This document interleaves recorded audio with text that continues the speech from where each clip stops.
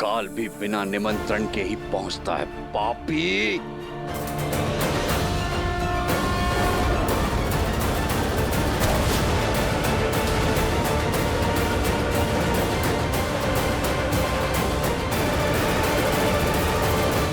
है कि नियति चाहती है कि आज रक्त बहे।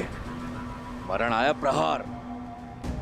सुग्रीव हूं मैं, उस महाबली बाली का भाई, जिसने तुम्हें 6 महीने तक अपनी बगल में दबा के रखा हुआ था। मैं तुमसे खेलूंगा नहीं, तेरे घृणित खेल का अंत करूंगा।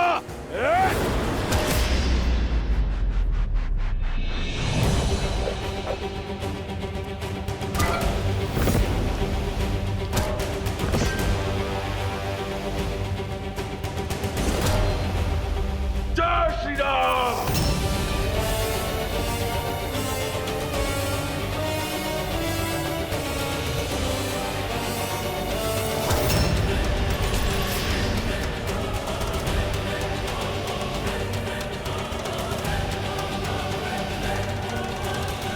तुमने अपना परिचय दे दिया वानर, अब मेरा परिचय जानो।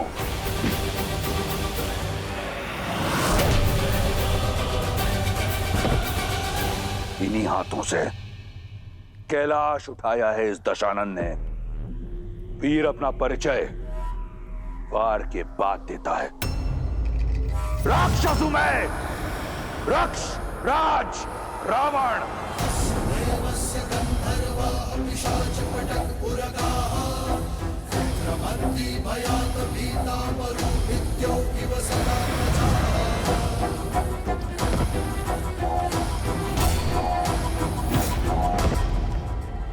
तुम भाली के ही भाई हो ना?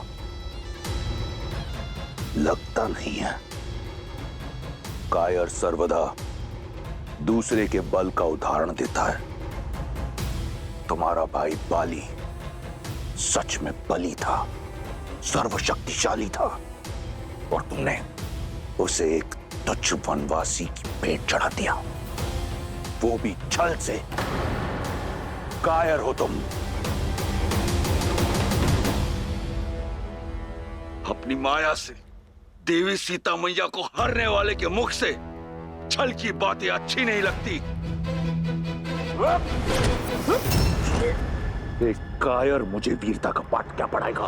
बाली और किष्किंधा के साथ मेरी शांति की संधि थी वानर।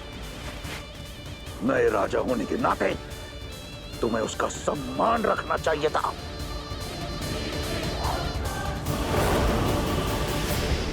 जो राक्षस नारी का सम्मान ना करे, उसका कैसा सम्मान? आज श्री राम का ऋण उतार दूंगा। ऋण तो मैं उठाऊंगा, बाली की मित्रता का। ये राक्षस तुम्हारा और तुम्हारे राम का नाश करेगा। स्वर्ग जैसी तुम्हारी किष्किंधा को नरक बना देगा, स्मशान बना देगा, और सीता की भांति रूमा मेरी होगी। रक्ष विवाह करूंगा उससे।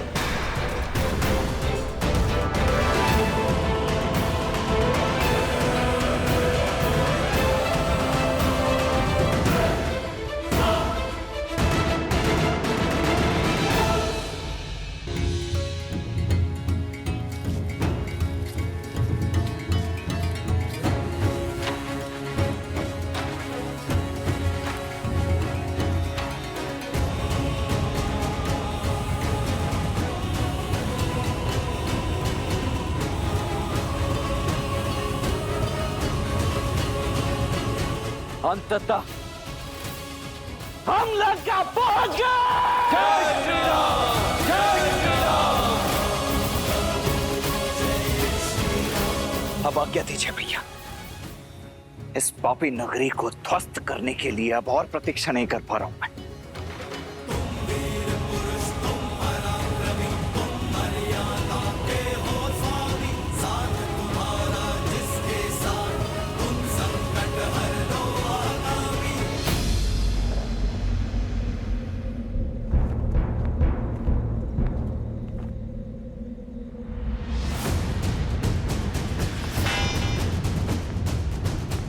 क्या हुआ?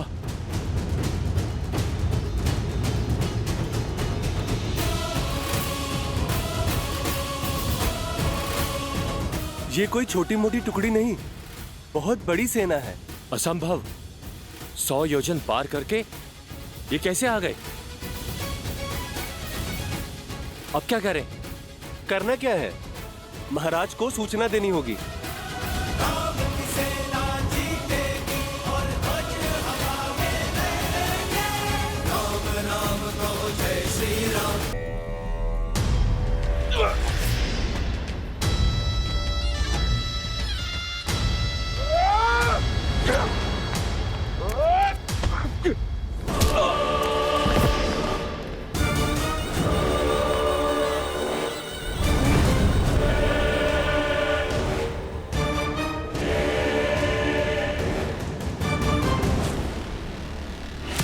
मुझ पर आक्रमण करने से पहले तुम्हें स्मरण होना चाहिए था, काल मेरा दास है। अब बताओ, मुझसे तुम्हारी रक्षा कौन करेगा? तुम्हारा धर्म, तुम्हारा सत्य, तुम्हारा राम? मित्र, मुझसे बचाने कोई नहीं आएगा। जब संकट सर पर आता है तो केवल बल बचाता है, और रावण के विरुद्ध लड़ने के लिए तुम्हारे पास कोई बल नहीं है। अपने प्राण त्यागने के लिए सज हो जाओ वानर।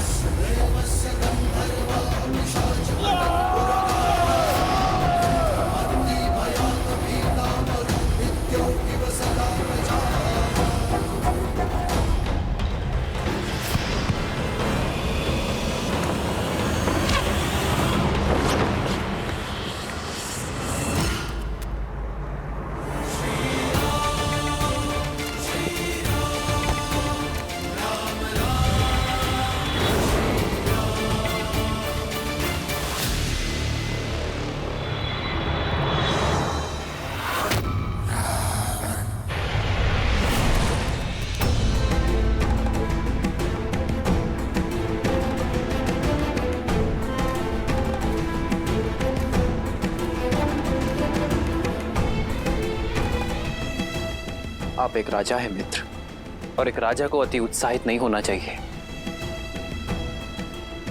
हम धर्म युद्ध के लिए आए हैं, इस प्रकार घात के लिए नहीं। आप हमारी सेना के प्रमुख सेनापति हैं। इस अति उत्साह के चलते यदि आपको कुछ हो जाता तो क्या उत्तर देता मैं वानर सेना को? क्या उत्तर देता मैं देवी रूमा को?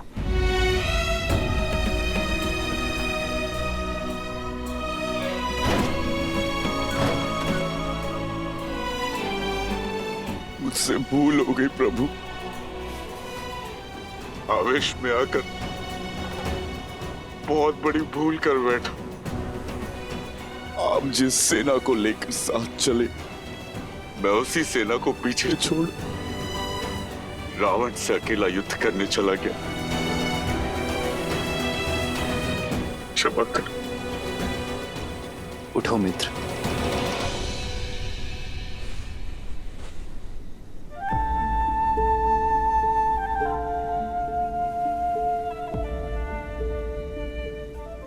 आप इस युद्ध के नायक हैं,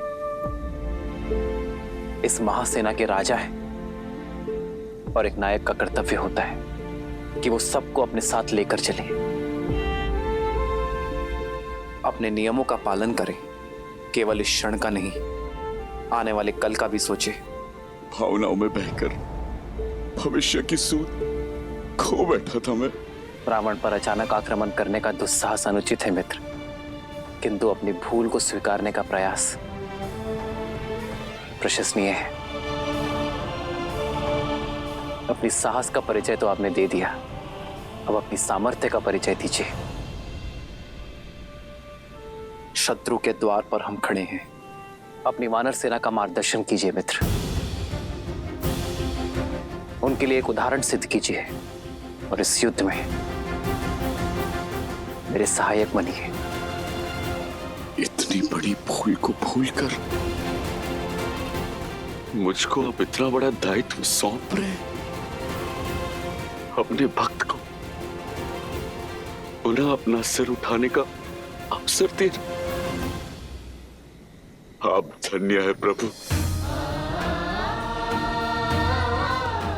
हम धन्य।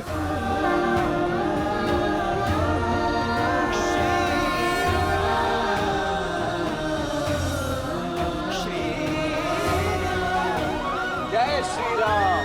जय श्री राम। जय श्री राम। जय श्री राम।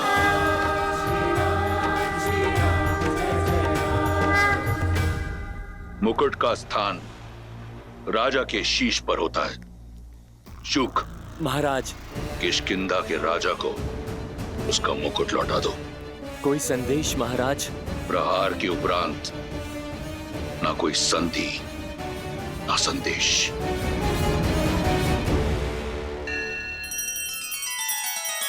श्री रामचंद्र कृपालु भजु मन हरण भव भय दारुणम नव कंज लोचन कंज मुख कर कंज पद कंजारुणम। सिया राम, सिया राम, सिया राम, सिया राम। आदर्श और मर्यादा की है ये कथा महापावनम। काट मद श्री से मिला दे श्रीमद् रामायणम। श्रीमद् रामायणम। सिया राम, सिया राम, सिया राम, सिया राम। क्या? हाँ, सुग्रीव नाम था उसका। दशानन पर भारी पड़ गया था। पूरी लंका चिंतित है। समय है कि लंका चिंता ना करे, चिंतन करे। सोचो, जिस सेना के एक वानर ने लंकेश के मस्तक पर बल डाल दिया था, तो जब उस सेना के नायक स्वयं रावण के सामने आएंगे तो वो क्या करेंगे, तब क्या होगा? कल प्रातःकाल दशानन ने विशेष सभा बुलाई है। मैं वहां जाकर पूरी सूचना लेकर आऊंगी। किंतु सीता, राम क्या करेंगे? जिस लंका को, लंकेश को आज तक कोई नहीं जीत पाया है, वो कैसे जीतेंगे? जिन्होंने सागर को स्वयं मार्ग देने पर विवश कर दिया, जिन्होंने वानरों को योद्धा बना दिया, उनके लिए कुछ भी असंभव नहीं है त्रिजटा। और अब वो कुछ ऐसा करेंगे जो किसी ने कभी नहीं सोचा होगा। प्रभु, आपकी योजना अति उत्तम। आपका साथ और लंका के भीतर की सूचना ना होती तो ये योजना कभी संभव नहीं हो पाती। अब सभी नायक ध्यान से सुनिए। रावण को लगता है कि लंका का चारों ओर सागर से घिरे रहना उसका सबसे बड़ा बल है और हम उसके इसी बल को उसकी दुर्बलता बना देंगे। लंका में प्रवेश करने के 4 मुख्य द्वार हैं। पूर्व द्वार, पश्चिम द्वार, उत्तर द्वार और दक्षिण द्वार। हम लंका तक जाने वाली हर खाद्य और युद्ध सामग्री का मार्ग बंद कर देंगे। लंका का पूर्ण घेराव होगा। ना कोई बाहर से आ पाएगा और ना ही कोई भीतर से बाहर जा पाएगा। इसके हमें 2 लाभ होंगे। पहला, लंका दिन प्रतिदिन दुर्बल होगी और दूसरा, लंका की सेना का मनोबल गिरता जाएगा। प्रभु, कौन सा सेनापति कौन से द्वार पर होगा? पहले वानर सेना को लंका का घेराव करने दीजिए। हम फिर निर्णय लेंगे कि कौन सा सेनापति किस द्वार को संभालेगा। सर्वप्रथम दक्षिण द्वार का घेराव किया जाएगा क्योंकि वहां सबसे कम सुरक्षा है। फिर सेना की एक टुकड़ी पश्चिम द्वार पर जाएगी और बिना समय नष्ट किए सेना की एक टुकड़ी पूर्व द्वार पर जाएगी। उत्तर द्वार की स्थिति सबसे महत्वपूर्ण है और सबसे संवेदनशील भी। यदि वहां से वार हुआ तो हमारी सेना और शिविर दोनों आहत होंगे। इसलिए इसका पहरा सबसे अधिक होना चाहिए। वहां मैं अपना सबसे सर्वश्रेष्ठ नायक भेजूंगा। हम लंका का घेराव करके निश्चिंत नहीं हो सकते। हमारा ये दाव देखकर रावण और उसकी सेना चुप नहीं बैठेगी, इसलिए हमें हर अनिष्ट के लिए सज्ज रहना होगा।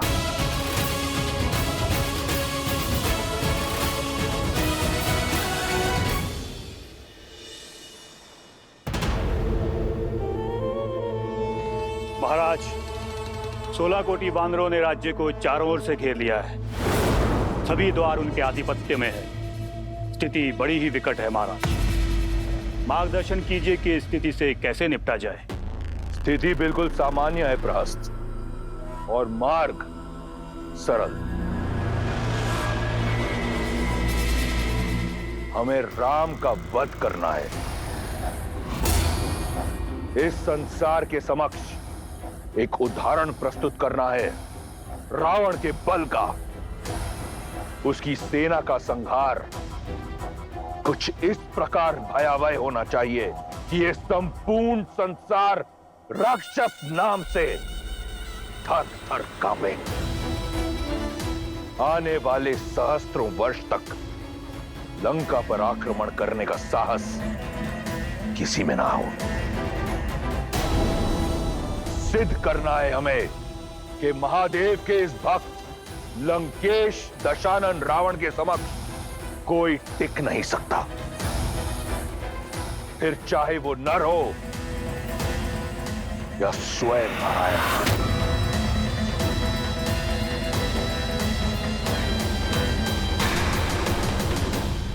साजोपुत्र, लंका के शत्रुओं का रक्त चखने के लिए मेरी तलवार कब से लालायित है पिताश्री। तो फिर लंका के युवराज और मेरे सर्वोच्च सेनापति होने का दायित्व निभाओ। युद्ध नीति बनाओ और आगे बढ़ो। तुम्हारे हर निर्णय में मैं तुम्हारे साथ हूं। राम और उसकी वानर सेना को यह अनुमान भी नहीं होगा कि कैसी काज गिरने वाली है उन पर।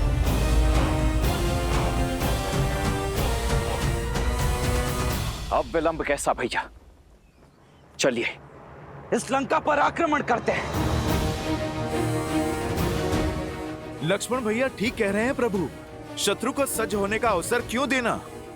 हमें शीघ्र ही अपनी विजय पताका लहरा देनी चाहिए।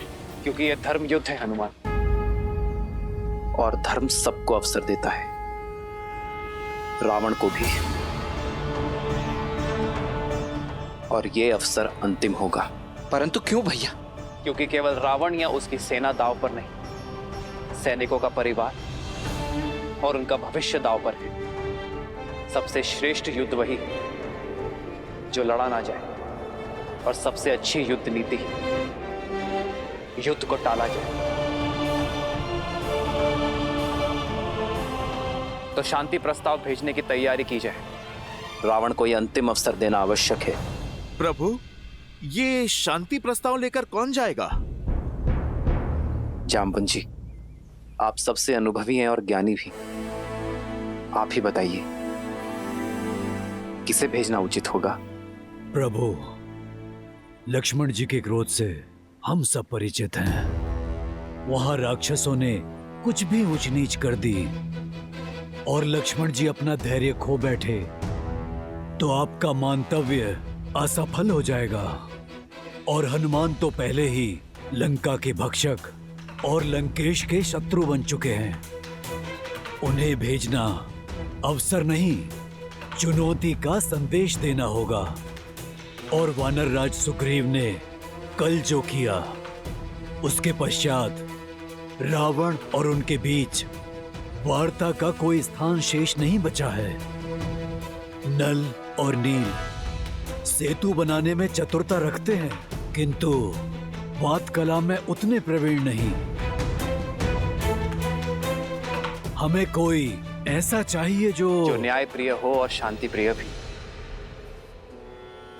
जो शक्तिमान हो और बुद्धिमान भी, जिसके पास वाक चातुर्य हो और बाहुबल भी, जो व्यवहार में संतुलित हो, जो एक राजा से बात करने के योग्य पद पर, भावी राजा,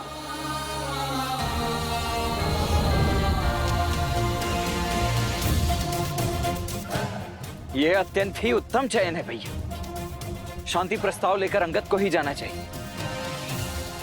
अवश्य प्रभु, अंगद मेरा शिष्य है, उसकी योग्यता पर मुझे पूर्ण विश्वास है। अंगद, प्रभु, मैं सेना में सबसे छोटा और इतना बड़ा उत्तरदायित्व मुझ पर। यह भी आवश्यक है अंगद। शत्रु को ज्ञात होना चाहिए कि इस सेना का सबसे युवा सदस्य भी बुद्धि, शक्ति और नीति में कितना प्रबल है। मैं शांति प्रस्ताव का दायित्व तुम्हें सौंपने जा रहा हूं अंगद। यह कार्य अत्यंत महत्वपूर्ण है और कठिन है। मैं आपको निराश नहीं करूंगा प्रभु। जानता हूं अंगद, मेरी सोच रावण से स्पष्ट शब्दों में कह देना। कह देना यह अंतिम विकल्प और अंतिम प्रस्ताव है। यदि अब भी वो अपनी हट पर अड़ा रहा, सीता को मुझे ना लौटाया, तो युद्ध अंतिम विकल्प होगा और रावण की अधर्म की लंका का सर्वनाश होगा।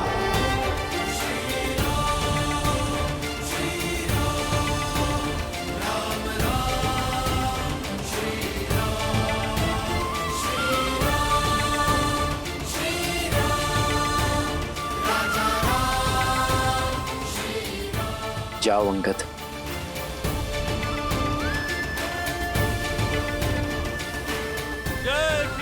जय श्री राम। अंगद, अपने गुरु का मान रखना। कोई संदेश है हनुमान काका? बहुत धैर्य से काम लेना अंगद। आवेश में लिया हुआ निर्णय अनुचित सिद्ध होता है, किंतु हां, यदि कोई प्रभु श्री राम के विषय में अपशब्द कहे और उनका अपमान करे तो स्मरण रखना, तुम शिष्य किसके हो।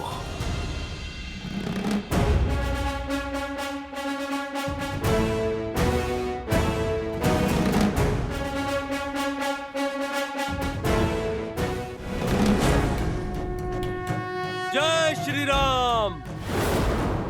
अरे कोई लंकेश को बताओ, वो वानर फिर आ गया। अरे शस्त्रगार भंडार की रक्षा करो, कहीं वो फिर से लंका को न जला दे।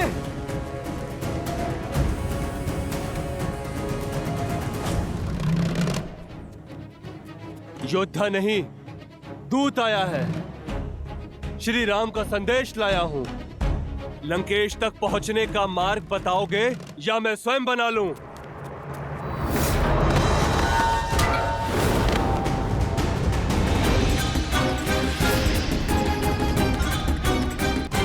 अरे वो पुनः लौट आया।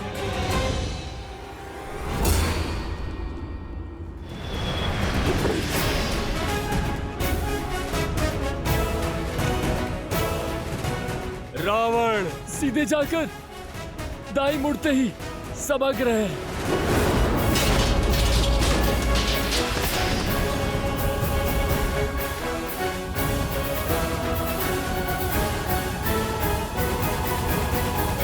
करने दो रावण को युद्ध की तैयारी।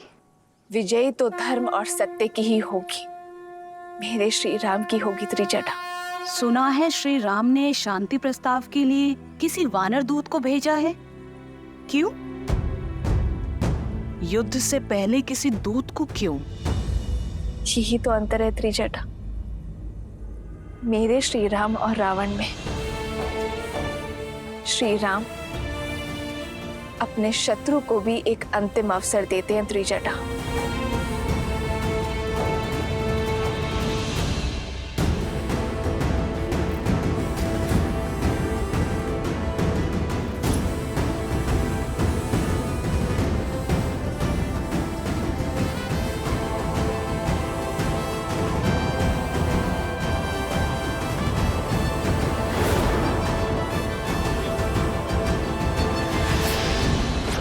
अरे अरे, बैठे रहिए। मैं तो केवल श्री राम का दूत हूं। यहाँ जब प्रभु श्री राम आएंगे तो उनके सम्मान में खड़े होइएगा। बिना अनुमति लंकेश की सभा में आने वाले कौन हो तुम? लगता है आपकी श्रवण शक्ति मंद है भद्र। मैं रामदूत हूँ और मुझे कहीं जाने के लिए केवल श्री राम की आज्ञा चाहिए, किसी की अनुमति नहीं। मैं श्री राम का संदेश लेकर आया हूँ रावण के लिए। जानता हूं क्या संदेश भेजा होगा उस वनवासी ने।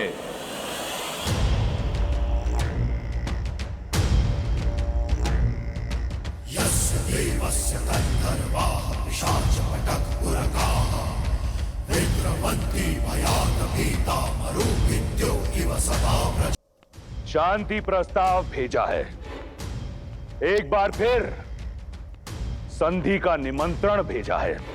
एक कायर से यही आशा थी।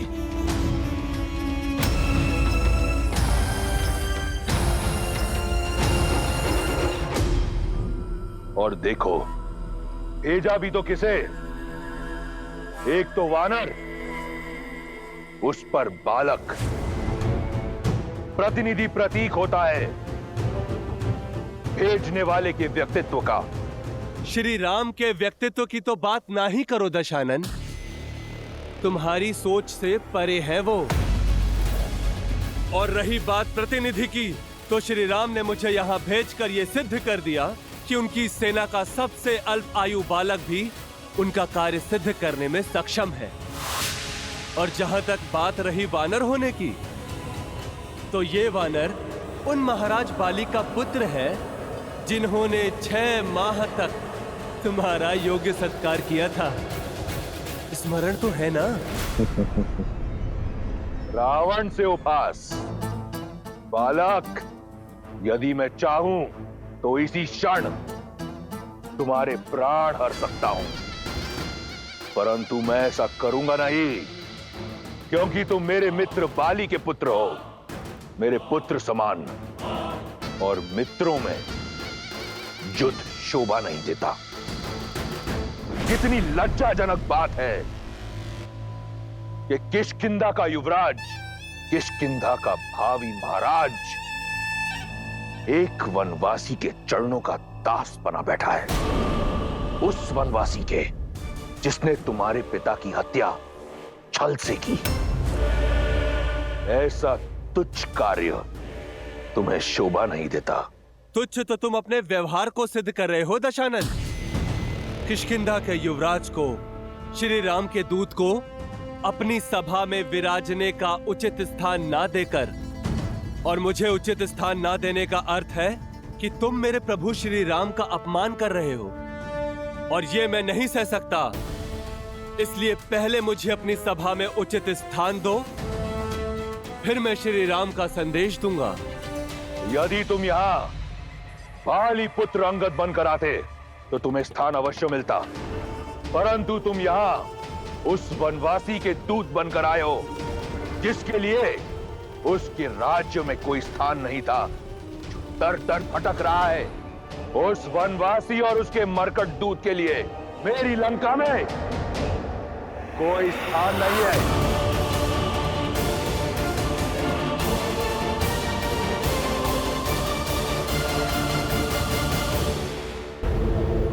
उस वनवासी और उसके मरकट दूत के लिए मेरी लंका में कोई स्थान नहीं है।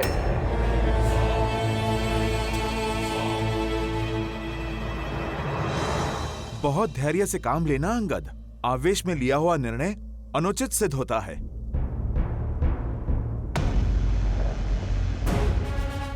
पर मेरे लिए मेरा काम आवश्यक है और मेरी बात ठीक से समझ आए, इसलिए बराबरी का स्थान भी आवश्यक है। इसलिए मैं अपना स्थान स्वयं बनाऊंगा। और प्रभु श्री राम की भक्ति में इतनी शक्ति है कि मेरा आसन तुमसे भी ऊंचा बनेगा।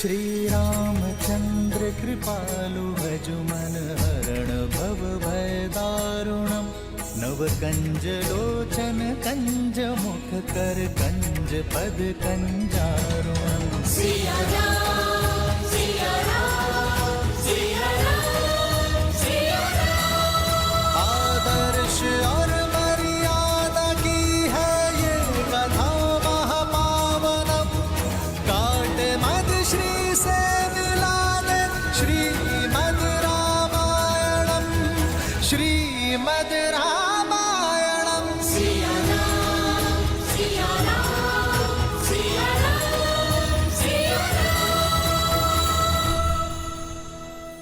अच्छी माया दिखाई तुमने। लंका के चौराहे पर कई बार ऐसे करतब देखे हैं मैंने।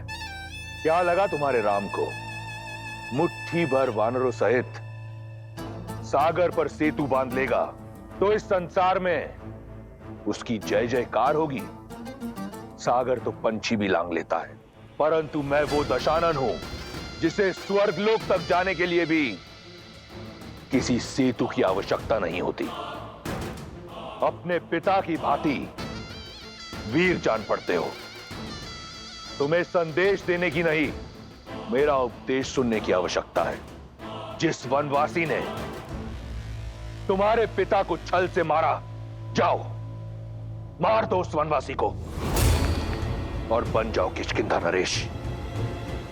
मैं वचन देता हूं किष्किंधा को सर्वदा अपनी छत्र छाया में रखूंगा। जाओ वीरों की भांति अपने पिता की हत्या का प्रतिशोध लो। जब नियति चाहती है कि तुम किष्किंधा नरेश बनो, तो क्यों एक वनवासी के चरणों में दास बनकर पड़े हो? क्यों अपने जीवन का सर्वनाश कर रहे हो? क्यों?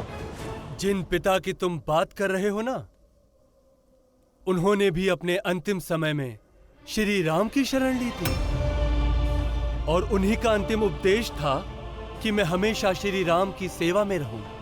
उन्हें अपनी भूल का आभास होने में विलंब हुआ, पर तुम मेरे पिता के मित्र हो इसीलिए समझाता हूं, तुम विलंब ना करो, अन्यथा पछताने के लिए उतना समय भी नहीं मिलेगा जितना मेरे पिता को मिला। मौन रहो वानर। जिसका तुम गुणगान कर रहे हो, कायर है वो, कायर जो अपनी पत्नी का अपहरण करने वाले को बार बार शांति का प्रस्ताव भेजे, उस कायर का संदेश लाए हो तुम। जिस दया को कायरता का नाम दे रहे हो ना, वो श्री राम की सबसे बड़ी शक्ति है। केवल एक क्षण में तुम्हारे पूरे राक्षस कुल का शीश धड़ से विच्छेद करने का बल है उनके पास। इसीलिए संधि प्रस्ताव भेजने का साहस दिखाया। उन्हें तुम्हारे मूर्खता की चिंता नहीं, चिंता तो तुम्हारे इन भोले लंका वासियों की है, जो तुम्हारे कारण युद्ध में ऐसे पिसेंगे जैसे गेहूं के साथ घुन पिसता है। प्रभु श्री राम की सोच तुम्हारे सामने रखता हूं, ध्यान पूर्वक उनका संदेश सुनो। रावण से कह देना अंगद कि सबसे श्रेष्ठ युद्ध वही जो लड़ा ना जाए। युद्ध के यज्ञ में केवल प्रजा का सुख और भविष्य जलता है। युद्ध कोई भी जीते, हारती केवल प्रजा है। जो युद्ध जीतता है वो राज्य पाता है, और जो हारता है वो वीरगति। किंतु दुर्गति उन बालकों की होती है जो अपने पिता खो देते हैं। दुर्गति उन माताओं की होती है जिनकी गोद सूनी हो जाती है। दुर्गति उन स्त्रियों की होती है जो अपने माथे का सिंदूर खो देती है। युद्ध के पलों का दंड संसार युगों युगों तक भुगतता है, और रावण की भूल का दंड समस्त लंका भुगतेगी। इसलिए यह कह देना अंगद कि अंतिम अवसर है तुम्हारे पास। सम्मान सहित सीता को लौटा दो, क्षमा मांगकर संधि कर लो और अधर्म का पथ सदा सदा के लिए छोड़ दो, अन्यथा तुम्हारे कुल को काल से कोई नहीं बचा पाएगा। लंका का सर्वनाश होगा, केवल सर्वनाश।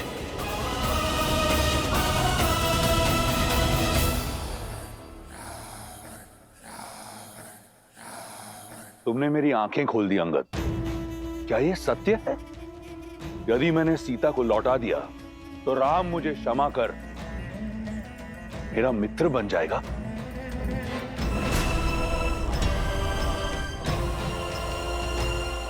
वो सेना जिसने चारों ओर से लंका को घेर रखा है, वो लौट जाएगी? मुझे विश्वास नहीं होता।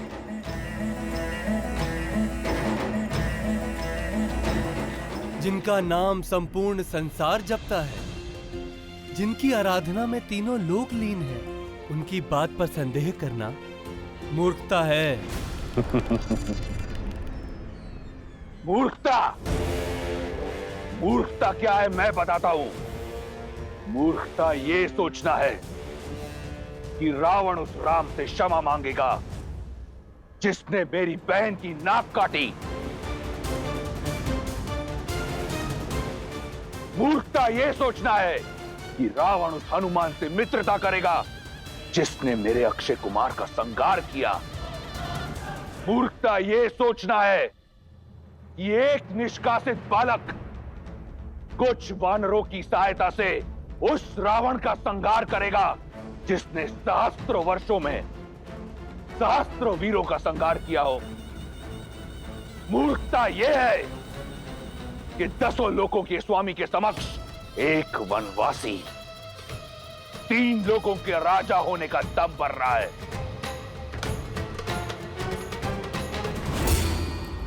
अब ध्यान से सुनना, कह देना उस ढोंगी पाखंडी वनवासी से कि मैं उसे ऐसी मृत्यु दूंगा कि स्वयं काल भी भयभीत हो जाएगा।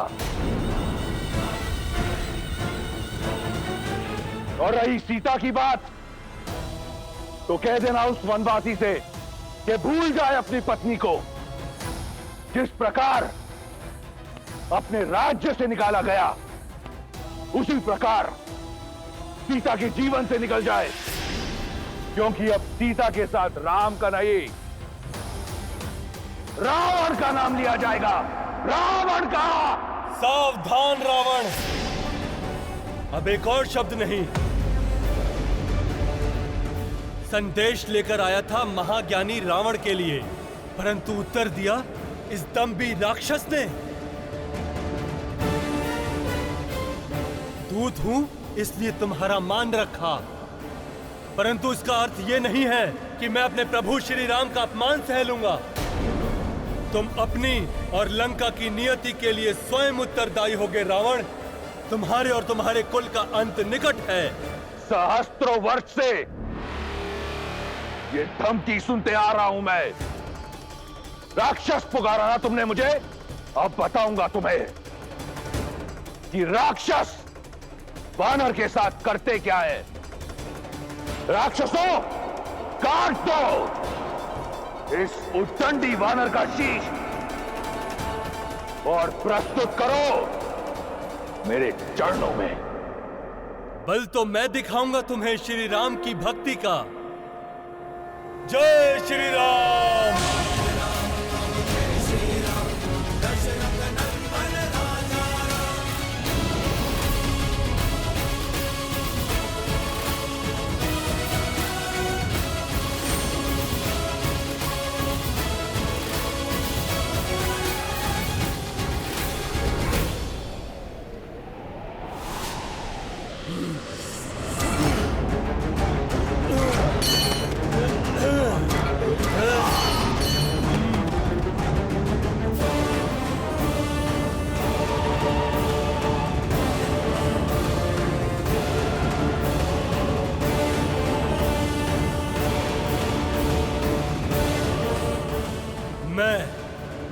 बाली पुत्र अंगद, किष्किंधा का युवराज, प्रभु श्री राम का दूत, यहाँ खड़े हर एक वीर को ललकारता हूँ, यदि तुम में से कोई भी मेरे पांव को लेश मात्र भी हिला पाया तो सौगंध है मुझे प्रभु श्री राम की, पूरी वानर सेना बिना लड़े लौट जाएगी।